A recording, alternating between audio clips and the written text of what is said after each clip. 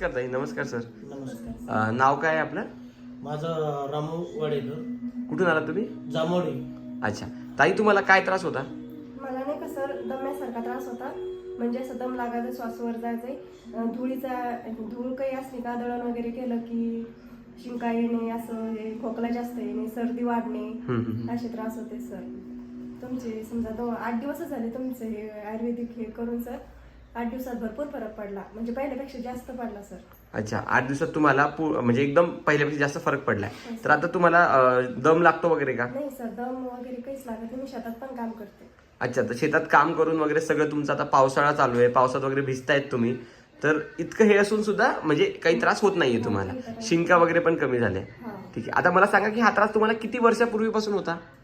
Sir तरी पण मला 5-6 वर्षापासून होतं. अच्छा, तर 5-6 वर्ष पासूनच्या त्रासा लाईक जो 2019 पासून त्रास होत असतो. 19 पासून. अच्छा, बरेच हॉस्पिटलमध्ये दाखवले, छाबडा हॉस्पिटल, हॉस्पिटलमध्ये, तरी फरक नाही पडत.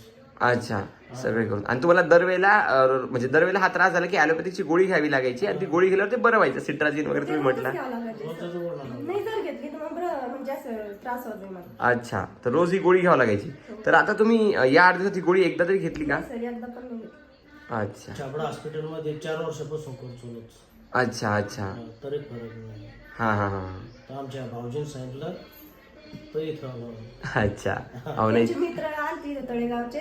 हा हा त्याच्यामुळे ते मुलगा तुमचा मित्र आहे म्हणजे सर. हा हा हा. डॉक्टरच आहेत ते पण, आयुर्वेदिक.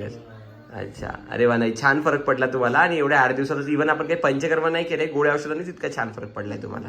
चालेल, थँक्यू ताई. Thank you sir.